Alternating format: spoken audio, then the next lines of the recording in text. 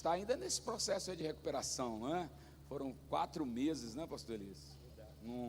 Recluso no hospital, mas o Senhor pôs a mão, está aqui como testemunha também da bênção do Senhor. Meu Deus, guarda o teu filho, guarda a mente dele, guarda os lábios dele, o coração dele, faz com que, Senhor, as palavras que saírem de sua boca sejam para a edificação da tua igreja. Então, Senhor, também com o mesmo Espírito, unge os nossos ouvidos para receber a porção que tu tens a nos oferecer, no nome de Jesus, amém. Graças a Deus. Glória a Deus. Aleluia, glória a Deus. Paz do Senhor, irmãos. Glória a Deus. Estou muito feliz de poder estar aqui com os irmãos na comunhão, né?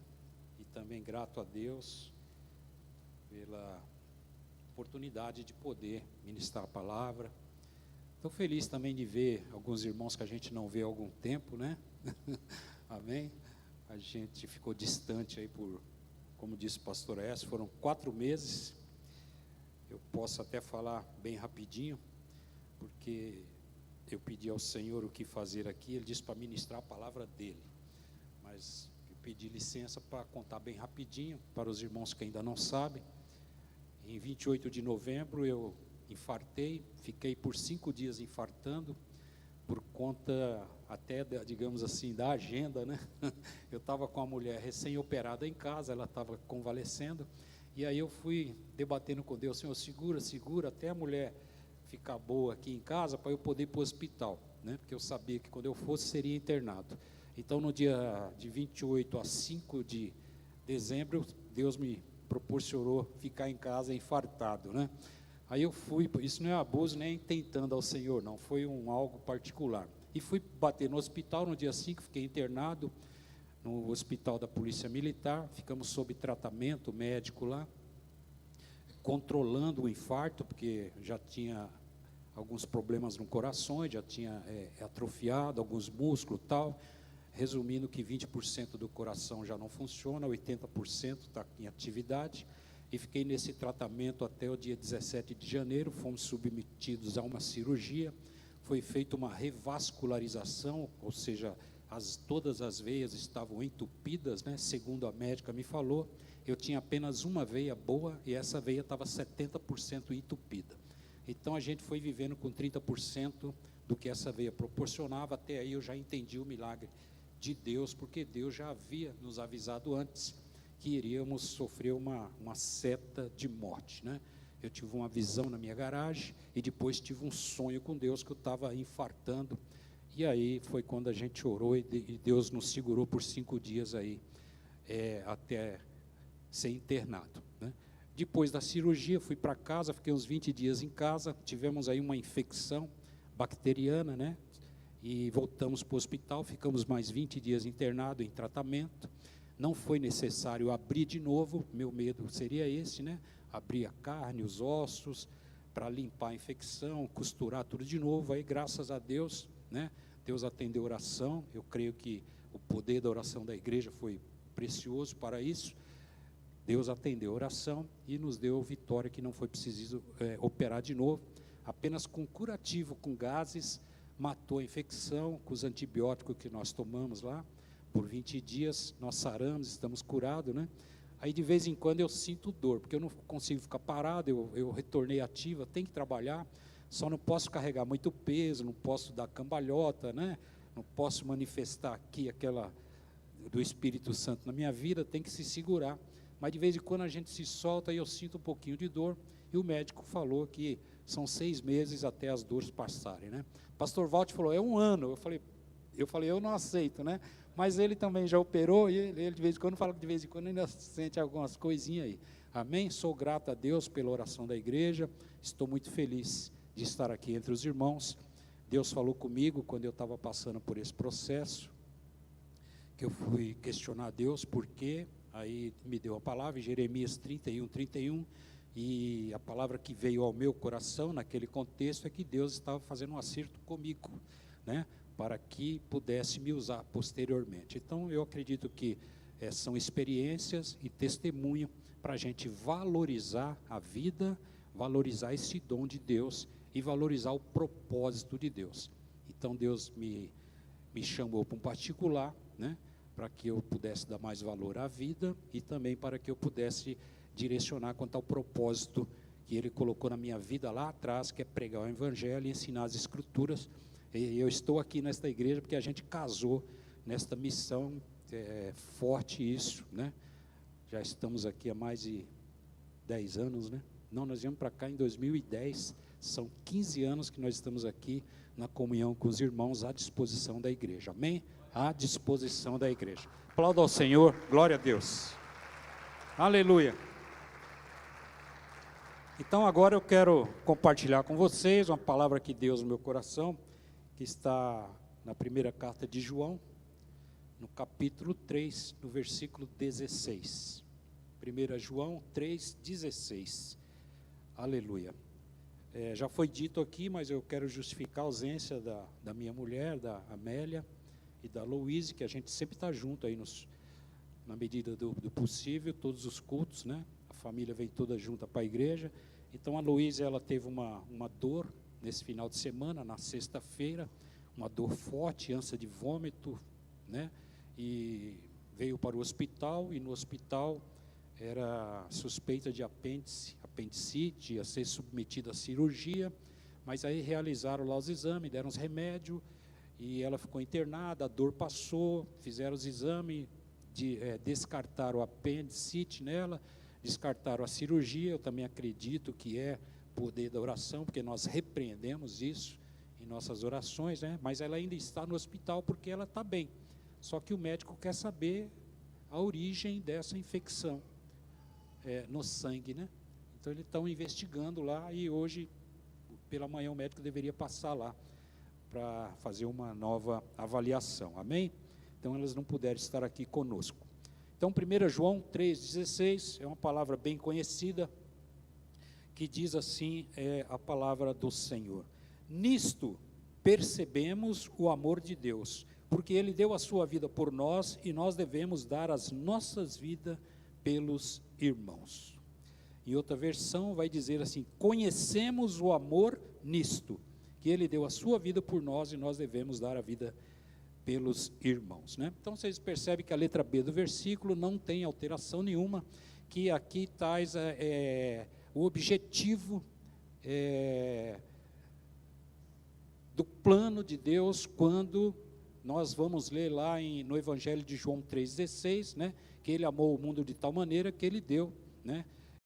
O seu Filho único, unigênito, para que todo aquele que não crê, não pereça, mas tenha vida eterna, né? Então, ao propósito de Deus, em João 3,16, e aí nisto nós vamos conhecer o amor de Deus, a prática, né? Ou seja, aquilo que Jesus faz por nós, resulta em nós um objetivo, um propósito de vida, um viver. É por isso que nós colocamos aqui um título nessa mensagem, que é o amor é o caminho de Cristo.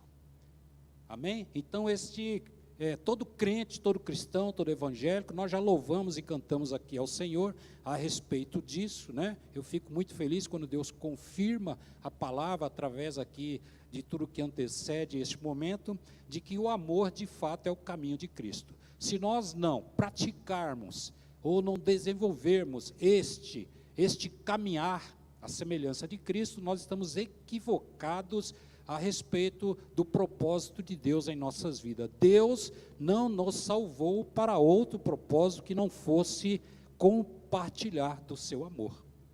Nós recebemos o amor de Cristo, e a partir de então somos devedores deste amor para com o próximo, para com os irmãos. Amém? Até aí? Nós entendemos até aí? Então quero dizer a primeira coisa no seu coração: você é instrumento do amor de Deus neste tempo. Amém? Mas o amor, irmão, já foi dito aqui, nós já refletimos aqui muitas vezes a respeito do que é o amor. O amor não é apenas um sentimento, o amor não é apenas esta paixão. O amor é, acima de tudo, desenvolver a prática de fazer o bem ao próximo, de traduzir em ações, além das palavras, traduzir em ações um acolhimento, um abraço, um salvamento, um encaminhamento. O amor que não seja nada mais é. De fato, o amor tudo é na salvação dos irmãos. Amém? Então nós temos um propósito de vida que é justamente esse: ser canal de bênção do amor de Deus para com o próximo. Então eu queria trazer para vocês aquilo que Deus colocou no meu coração nesse sentido. Primeira coisa, nós precisamos entender que o amor é isto, é o caminho de Cristo. Não tem outro tipo de desenvolvimento do amor de Deus em nossas vidas. Se nós estamos caminhando equivocados, estaremos aprendendo hoje aqui. Nós temos um propósito nessa ministração, que é viver em amor e pelo amor. Vocês vão ver lá em 1 Coríntios 13, né? Quando Paulo vai escrever para os irmãos dessa igreja, 1 Coríntios, ele vai dizer que se você não fizer pelo amor, está tudo, de nada adianta. Você pode fazer o que você quiser, né? Aliás, foi dito aqui, foi pincelado aqui, às vezes você é uma pessoa bem caridosa, às vezes é uma pessoa que gosta muito de ajudar os próximos, a sua própria família, você é até referência no seio da família como uma pessoa sóbria, uma pessoa ajudadora e tal, mas muitas vezes, até aqui na contribuição com a igreja, mas se não for amor, se o amor não estiver envolvido nisso, de nada adianta. Você pode até me ajudar, se você me der algo, como o pastor disse, você pode até me ajudar, mas se essa sua ação não estiver envolvido com amor, não tem efeito nenhum no mundo espiritual, não há nenhum efeito. Então nós precisamos entender que esta caminhada terrena que nós temos aqui, esse tempo que nós estamos aqui, é um desenvolvimento de amor, é a prática do amor, é uma missão de salvamento que nós estamos envolvidos. Muita gente às vezes preocupa muito consigo mesmo e esquece de que você pode não ter nada, mas pelo menos um abraço você tem para alguém que está precisando de um abraço. Como foi dito aqui, um abraço cura, um abraço liberta, um abraço comunica muita coisa. Amém? Até aí? Muitas vezes nós aí com uma desculpa de sermos assim, tímidos, introvertidos, nós deixamos de praticar isso. E tudo é prática. Toda prática leva ao hábito. Todo hábito vira costume. Amém? Até aí? Então eu quero convidar vocês, em nome de Jesus, a partir de hoje, patrulhe a sua mente, patrulhe o seu coração, deixe o Espírito Santo trabalhar na sua vida e desenvolva o amor na sua caminhada. Agora, tudo isso é como um ato de honra. Você está honrando a Deus, você está servindo a Deus quando você coloca em prática o amor. Quando você dispensa o amor para o seu próximo, você está dizendo que você ama a Deus, porque o amor a Deus só pode ser expressado no amor ao próximo. Como é que você pode dizer que você ama a Deus, que não vê, se você não ama o irmão que você está vendo que está diante de você? Eu não estou pedindo para você sair abraçando todo mundo na rua, não. Nós temos que respeitar os limites sociais de cada um. Mas eu estou dizendo para você que o amor é uma ferramenta que o Espírito Santo de Deus introduziu dentro de você para que seja desenvolvida, para que seja praticada. Porque você não vai saber, né, nessa sua dispensação, nessa sua atitude de amor, se você salvou alguém ou não. É Deus que vai saber. É Deus que está sabendo o que Ele está fazendo através da sua vida, amém? Eu quero te pedir, se coloca à disposição do Senhor. Se coloca, nós somos igreja, nós somos sal na terra, somos luz no mundo. Nós estamos aqui para fazer a diferença. Nós estamos aqui para compartilhar o amor de Deus. Tem muito crente gelado, muito crente frio, muito crente carrancudo. A gente precisa mudar o aspecto da igreja. Nós temos aqui testemunhos, a gente conversa com algumas pessoas, as pessoas deixam de ir na igreja por conta de relacionamentos pessoais, quando na verdade o propósito da igreja é um relacionamento com Deus, para aprender mais de Deus e compartilhar. Afinal de contas, nisto Nós conhecemos o amor, que Ele deu a sua vida. E eu preciso dar a minha vida. Como é que vão olhar para mim e conhecer se há amor em mim ou não, se eu não estou me dispondo a servir? Talvez com o custo da própria vida. Não é isso? A atitude maior de amor é o custo da própria vida pelo próximo, né? Amém? Até aí? Eu não estou pedindo para você morrer por ninguém, mas com certeza, se nós virmos alguém ser agredido, ser lesionado, nós vamos interferir. E a gente se coloca em risco pelo bem do próximo, não é isso? Talvez alguns pela função que exerce, pela profissão que desempenha, outros pelo simples fato de ter o Espírito Santo dentro dele. Ele entende que há necessidade de preservação da vida. Deus nos salvou, Deus nos deu a vida para isso, para desenvolvermos o amor dele neste tempo. Este mundo está precisando de amor. Amém? E você é canal de bênção. Qual a diferença que você tem feito neste mundo?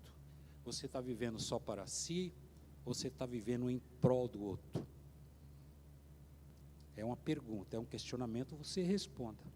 Amém? Então, eu queria trazer o contexto, o cenário lá em Gênesis 3.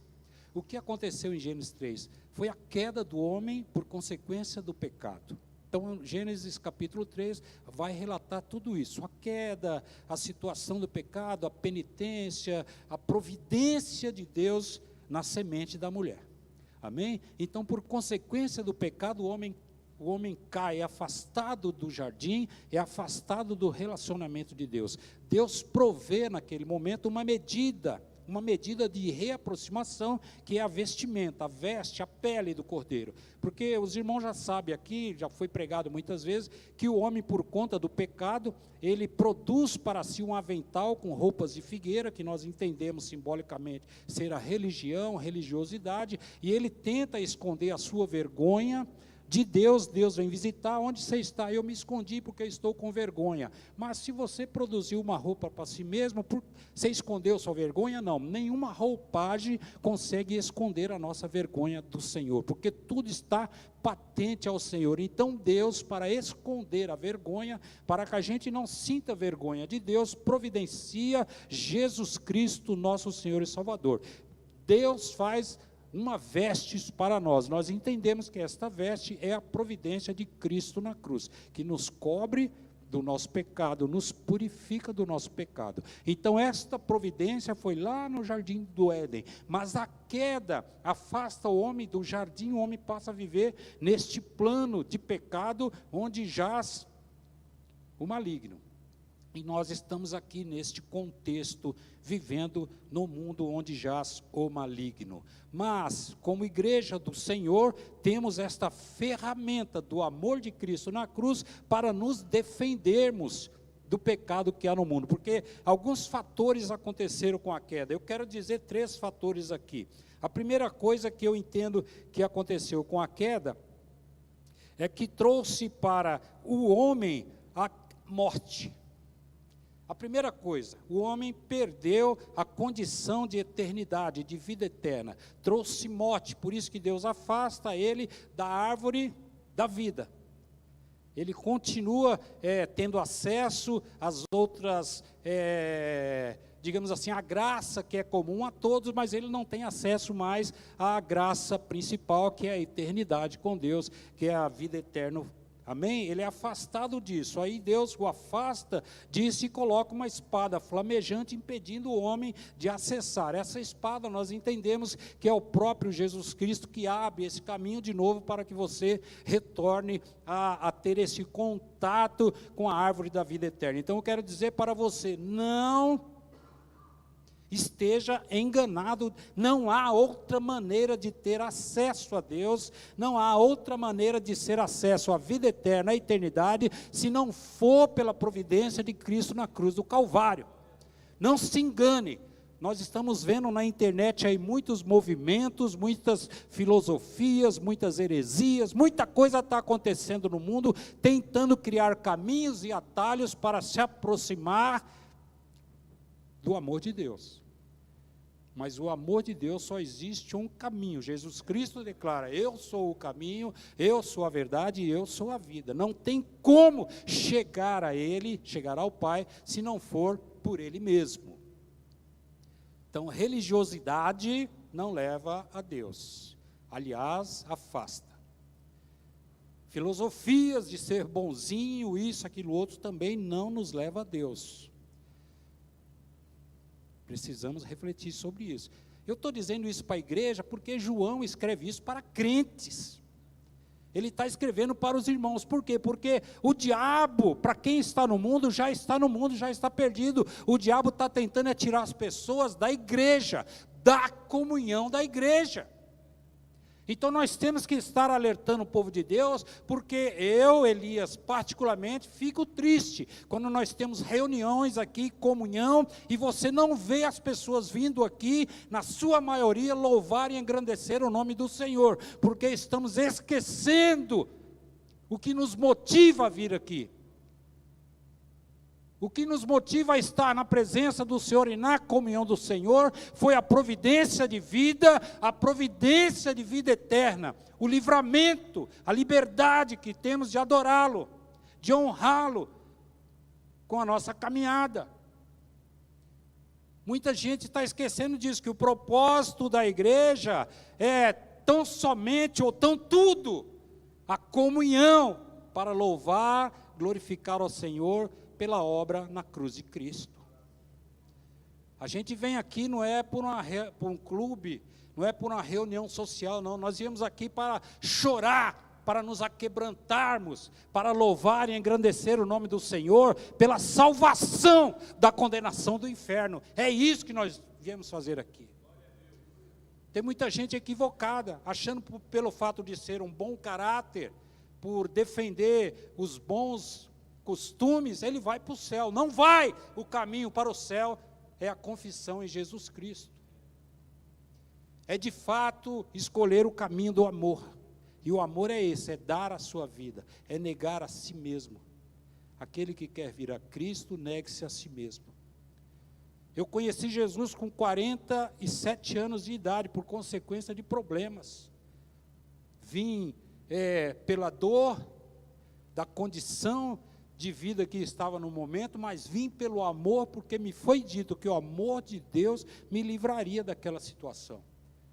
A partir daí eu luto comigo mesmo para não desenvolver aquele velho homem, porque Deus olha para mim, olha para você, Ele sonda os pensamentos do seu coração. Os pensamentos do seu coração dizem para Deus qual é o seu propósito de estar na igreja do Senhor. Talvez você, por este fator da morte, pelo segundo fator da degeneração, ou seja, você perdeu a sua configuração original da criação, perdeu algumas características dos princípios de Deus, por isso a gente sucumbe ao pecado, a gente não consegue resistir. Mas a minha luta agora é contra justamente a minha vontade de fazer as coisas que são corrompidas, que são a própria corrupção do gênero à semelhança do Senhor. Então o pecado, ele traz para nós essa deformidade de fazer as coisas erradas. Muitas vezes nós cometemos erros mesmo sem querer. Não é isso que Paulo diz? Por conta do pecado que habita, pela natureza pecaminosa, a gente por vezes faz coisa errada, mas eu não posso me condenar, porque na realidade Deus está olhando lá dentro, no profundo do meu ser, e vendo que eu tenho a intenção de melhorar a cada dia, e é isso que interessa para Deus, é a intenção do seu coração em buscá-lo todos os dias, mas eu preciso estar neste caminho do amor, de negar a mim mesmo, e buscar ao Senhor como exemplo de vida. A primeira coisa, o primeiro fator catastrófico, digamos assim, para o resultado da queda, do pecado, é a morte. A segunda coisa é essa degeneração na criatura e na natureza. Até a natureza foi atingida por consequência do pecado. A natureza geme o retorno do Senhor, a volta de Cristo. A confusão é outro fator que houve. Nós aqui na igreja pregamos sempre contra todo tipo de confusão, dissensão, de ira, de contenda, de coisas erradas, de desunião. Nós aqui pregamos sempre unidade, é união, é amor, é comunhão, porque nós entendemos que a unidade é a maneira que Deus tem de estarmos realmente ajudando os outros. Porque se eu sofrer alguma situação desagradável, como eu estive há algum tempo aí, sofrendo, internado, a igreja sentiu a minha dor e se uniu em oração. Isso é unidade. Nós não podemos viver isolado, porque o isolamento, ele surge contra a sabedoria de Deus, porque a sabedoria de Deus é que estejamos em comunhão, que estejamos um. Por quê que nós nos isolamos? Muitas vezes com os nossos problemas, nossas questões, nossas necessidades, nossa dificuldade. Por quê? Porque é o próprio pecado que traz esse tipo de corrupção, que dificulta esta união, esta unidade. Eu preciso me relacionar com os irmãos, porque Deus vai preparar em nome de Jesus alguém para andar com você, alguém para te socorrer, alguém para estar junto na oração. Eu fico muito feliz quando os irmãos mandam um WhatsApp para mim, uma mensagem, ou me telefonam: irmão Elias, por favor, me ajude em oração nessa questão, nisso, aquilo, outro. Eu fico muito feliz, porque eu vejo que aquela pessoa entendeu o que é unidade, o que é comunhão, o que é união. Eu não posso enfrentar o diabo sozinho. Eva sucumbiu, por quê? Porque estava sozinho com o pecado, com a própria serpente. Porque Deus havia dado ordem para Adão, não coma disso, não coma daquilo.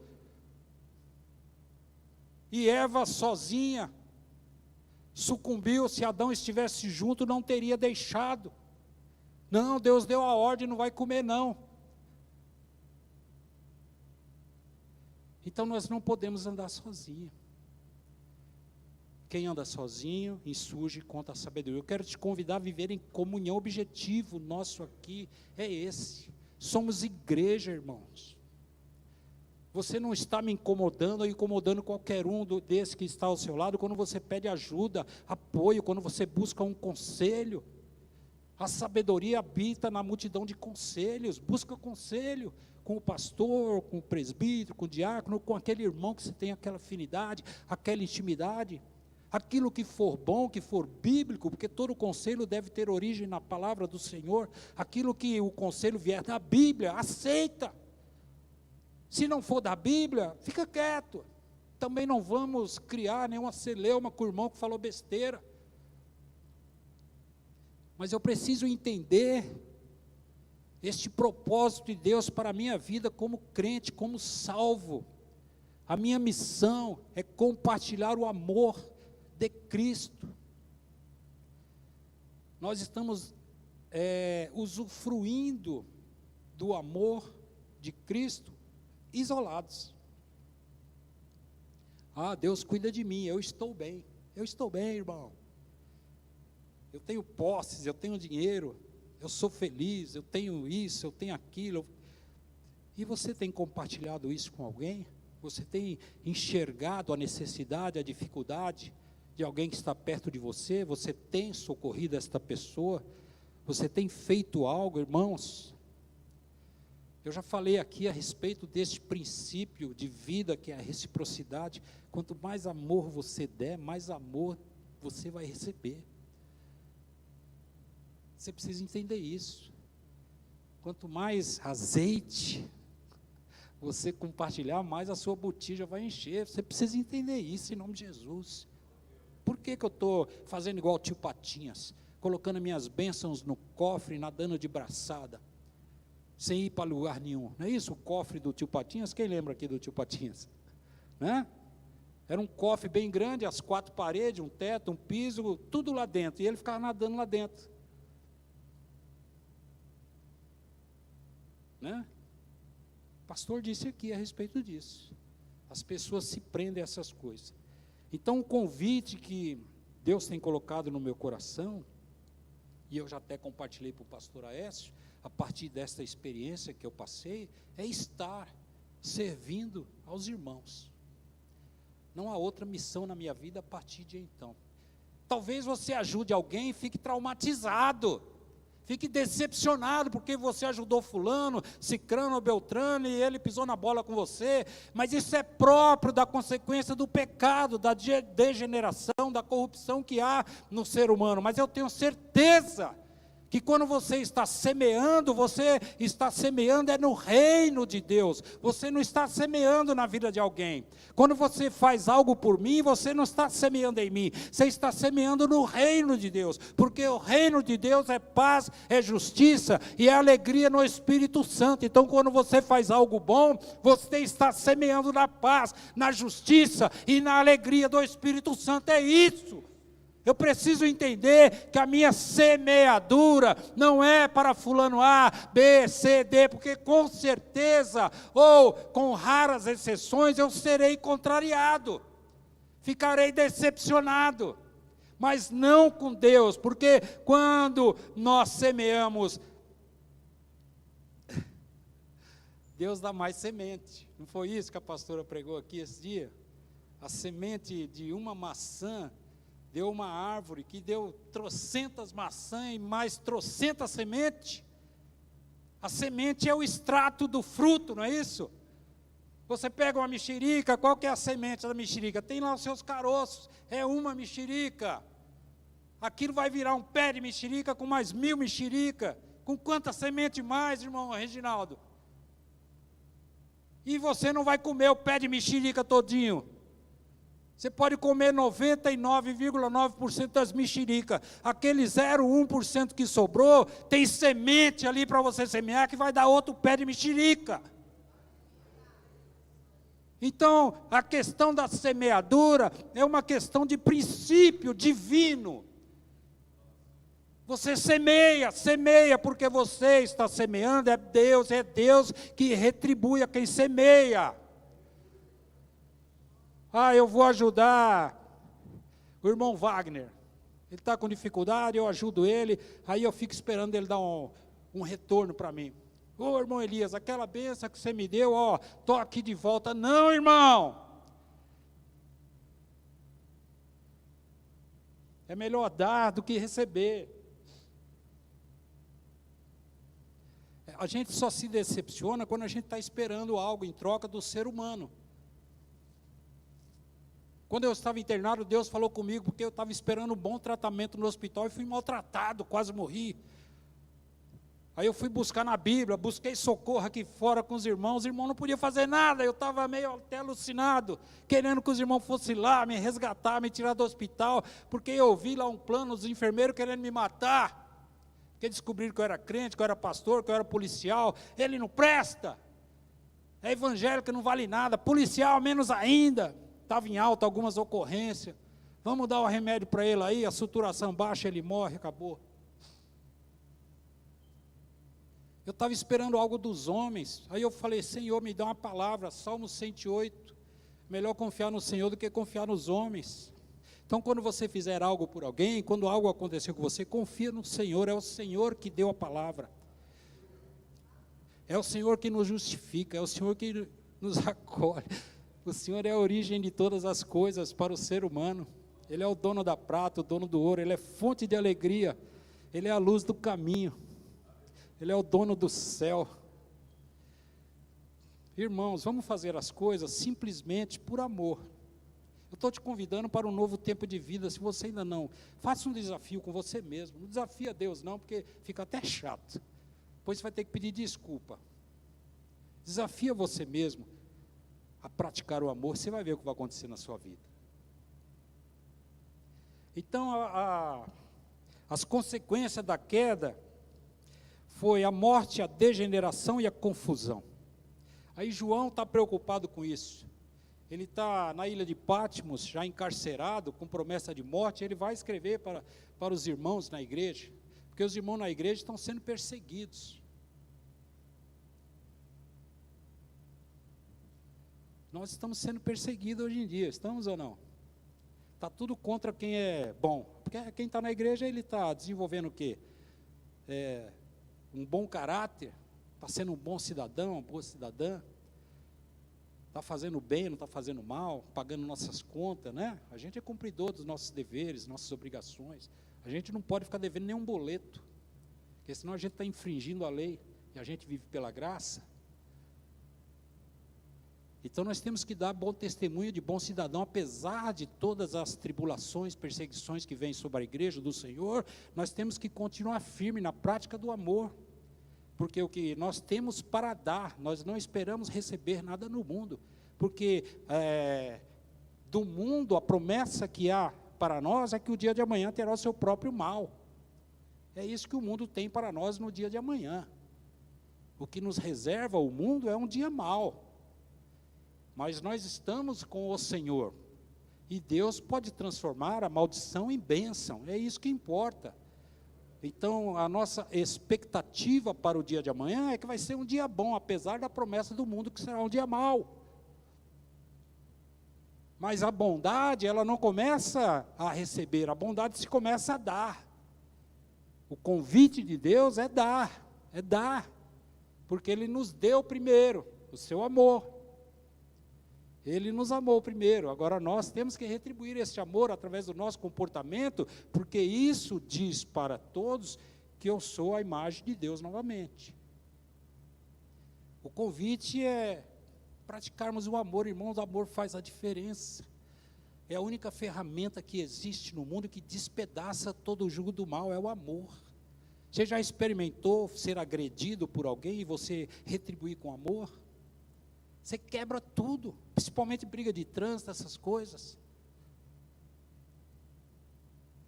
A pessoa te trata mal, te xinga, isso ou aquilo, você não responde na mesma proporção. Você responde com aquilo que você tem, que é o amor, que é a gentileza, a educação. Isso são princípios bíblicos. A educação, a educação vem da Bíblia. O amor vem da Bíblia, o bom comportamento é bíblico. Então, se eu estou procurando viver em amor, a primeira coisa, aprender os princípios, um comportamento novo, porque nova criatura nós somos. Por que eu estou tratando mal meu pai, minha mãe? Por que eu estou sendo mal educado com meus amigos, meus colegas de escola? Por que eu estou sendo assim com o vizinho, com fulano, com beltrano, com cicrano? Por que eu estou me achando melhor do que outras pessoas? Isso não é papel de um cidadão do céu. Isso é papel do cidadão do mundo. Por quê? Porque ele vive pelo mundo, esperando resultado no mundo. E nós não, somos cidadãos dos céus, vivendo no mundo. Nós esperamos não neste mundo, mas no céu, que a nossa recompensa não é aqui, é no céu. Então, por que a expectativa minha está no dia de amanhã do mundo e não no amanhã com Deus? Amanhã eu posso estar no paraíso. Não é verdade? Eu lembro lá quando eu estava internado, um dia eu acordei e não reconheci o ambiente. E eu tinha orado no dia anterior, Senhor, me leva, eu não aguento mais sofrer. E quando eu acordei, eu falei, eu comecei a chorar e sorrir, porque eu pensei que eu tinha morrido. Eu falei, graças a Deus, acabou o sofrimento, estou no céu. Aí daqui a pouco, dormi, acordei, aí o ambiente começou, eu falei, meu Deus, eu ainda estou aqui? Aí Deus falou, tem uma missão ainda para você. Estou aqui cumprindo a missão do Senhor. Deus tem uma missão na minha vida, na sua vida, irmão. Precisa entender isso. É compartilhar o amor. Glauber, compartilhar o amor, varão. O amor despedaça qualquer tipo de ferramenta do inferno. Então, esses fatores, irmãos, eles só podem ser quebrados com o perdão. A morte, nós estávamos condenados à morte por uma atitude nossa. O que Deus fez, Ele nos perdoou. O que você fez eu não vou levar em conta não, eu vou consertar esse negócio. Não importa o que você fez não, viu?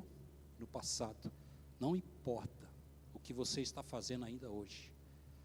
O perdão de Deus está aqui, para te perdoar desse pecado, para que você possa experimentar viver em amor. O diabo que fica acusando, olha, você fez isso, olha, você fez aquilo, você acha que você é digno? Você acha que você merece ir para o céu? tantas coisas erradas. Eu costumo dizer que quando eu vim para a igreja eu era um porco espinho. E até hoje Deus está tirando espinhos. Então às vezes a gente fica se acusando, achando que o diabo, ele é maior do que Deus. Mas a Bíblia diz que mais tem Deus para dar do que o diabo para tirar. Então por que eu fico me condenando, me achando indigno de receber o amor de Deus? Não, o amor é justamente para quebrar essa maldição da indignidade. Eu me acuso às vezes, por conta de questões do passado. Ora, mas se eu já pedi perdão para Deus, ninguém mais tem o direito de me acusar de nada. Agora estou na mão de Deus, é Ele que me justifica. Quando Deus olha dentro de mim, os pensamentos do meu coração, e entende que de fato eu estou buscando Ele. Eu não estou enganando ninguém, porque a primeira coisa que eu vou enganar é eu mesmo, e a segunda é enganar a Deus. Estou fazendo um papel de bom cidadão, eu estou vestido de uma religiosidade, ou eu aceitei de fato a vestimenta do Senhor, e entendo que Jesus Cristo de fato me purificou e me cobre dos meus pecados. Então o diabo não tem poder de acusação sobre nenhum de nós. Amém? Não fique preocupado com as coisas do passado. Se você já pedir perdão, a aliança de Deus permanece na sua vida. Nós vamos renovar aqui a aliança do Senhor daqui a pouco. Você vai ter essa oportunidade de declarar ao Senhor mais uma vez: Senhor, em memória do que o Senhor fez na cruz, eu me renovo os meus votos de seguir o teu caminho. E você vai seguir feliz da vida, porque você entende que você foi perdoado. A morte não tem mais poder sobre você. O que tem poder agora é Deus, a eternidade. A segunda coisa, a providência de Deus a respeito dessa corrupção, dessa degeneração, é a regeneração. Deus nos fez nova criatura, irmãos. Eu sou gente nova, você é gente nova. Ninguém mais tem o direito de olhar para o meu passado. Ele pode até olhar, mas isso não pode influenciar o meu viver novo, a minha nova maneira de vida. Se fez tudo novo. Quando eu aceito a cruz de Cristo na minha vida, eu aceito o novo caminhar. Senhor, agora eu sou nova criatura, me ensina a caminhar. Aí o Salmo 105 vai dizer: lâmpada, luz para o meu caminho. É Deus agora que vai iluminar, para você poder andar corretamente, saber onde você está pisando. Não é isso? Nós somos nova criatura. Eu não posso mais viver preso ao passado. O passado morreu. Não se preocupe, irmão. Eu sei que muitas vezes nós vivemos aí marcas, cicatrizes do passado, um espinho na carne. Mas o espinho na carne não levou Paulo para o inferno. Nem vai levar eu, nem você. Você pediu perdão, você se regenerou com a vestimenta de Cristo. Nova criatura é. Você tem direito a viver o caminho da bênção do Senhor. Eu não mereço, mas eu usufruo, como diz aí, usufruir do caminho. Usufruir do caminho, aproveitar a salvação, fazer o bem. Não tem outra maneira de dar testemunho. Testemunho é fazendo o bem. Então a regeneração, Romanos 12, de 1 a 3. Coloca na tela aí, por favor. Romanos capítulo 12, versículo 1 a 3. É necessário falar isso aqui, porque muitas vezes, por consequência das questões do dia a dia, a gente esquece disso aqui, ó. A gente esquece mesmo. A pressão do mundo é forte. Rogo-vos, pois, irmãos, pela compaixão de Deus, que apresentei os vossos corpos em sacrifício vivo, santo e agradável a Deus, que é o vosso culto racional. E não sede conformados com este mundo, mas sede transformado pela renovação do vosso entendimento, para que experimenteis qual seja a boa, agradável e perfeita vontade de Deus. Porque pela graça que me é dada, digo a cada um dentre vós, que não pense de si mesmo além do que convém, antes pense com moderação, conforme a medida da fé que Deus repartiu a cada um. Precisamos entender essa questão da renovação, de um novo comportamento. Agora eu tenho que anular os meus desejos carnais, as minhas vaidades, e pautar a minha caminhada nos ensinamentos de Cristo Jesus, os mandamentos de Cristo Jesus, a lei de Cristo. Quando você lê o Evangelho de Mateus, no capítulo 4 até o 7, vai trazer para você um resumão da nova lei, a lei de Cristo. Aí você vai pautar os seus caminhos naquele negócio ali. Se alguém te der um tapa, dá outra face. Não é isso? Há uma nova maneira de viver, renovar o seu entendimento. Eu não vivo mais pela lei, eu vivo pela graça. Não convém de mim,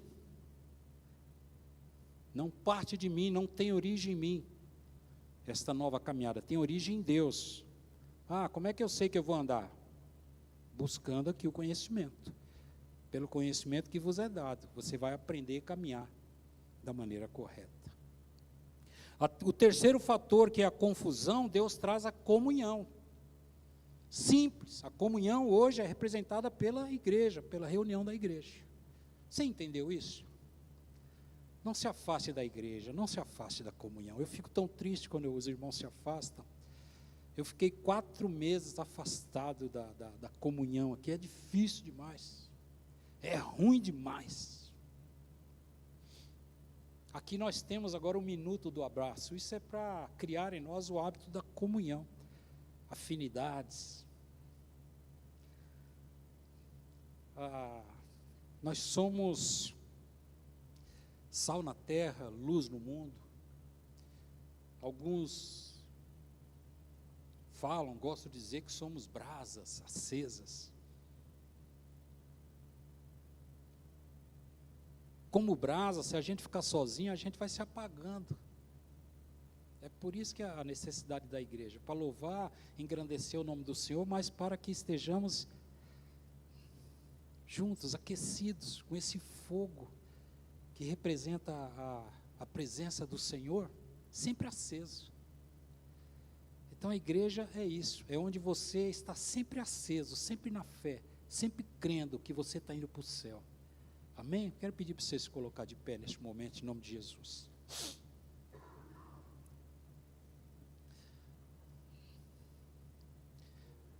Nós somos instrumento de Deus na terra.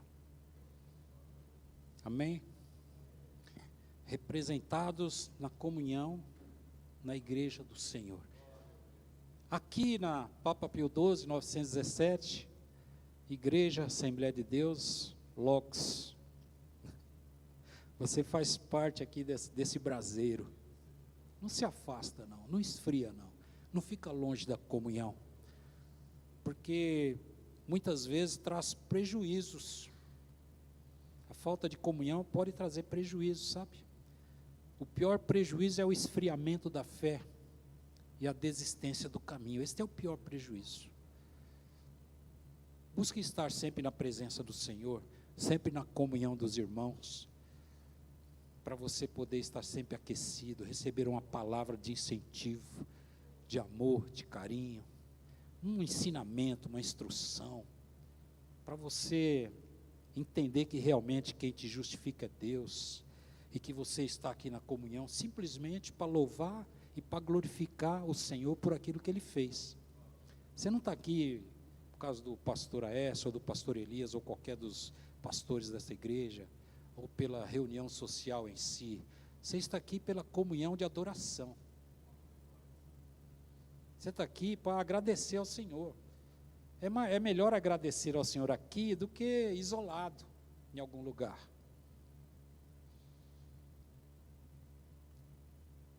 A comunhão traz a existência, a união pelo mesmo propósito. Às vezes a gente esquece do propósito de vida pela falta de comunhão. Às vezes a gente vai chegando no nível, a falta de comunhão, vai nos ensinando, não, o pessoal tem que me amar, tem que me amar, tem que me amar. Não, irmão. É você que tem que dar amor, é você que tem que dar amor, tem que mudar esse negócio. É você que é canal de bênção. Eu quero concluir essa mensagem. Quando entendemos que o amor de Deus foi uma abnegação de si em prol dos outros, esta foi a verdadeira manifestação de amor. Ele negou-se a si mesmo e se fez maldito por nós. Ele venceu a morte e nos resgatou da condenação do pecado. Foi isso que ele fez. É isso que eu preciso entender. Ele me tirou das garras do inferno, me trouxe para o seio do seu amor. Aí Paulo vai dizer assim: morte, onde está seu aguilhão? Não está mais, acabou. O negócio agora é com Deus, é a bênção na presença do Senhor. Feche seus olhos, por favor. Talvez você esteja vivendo num cenário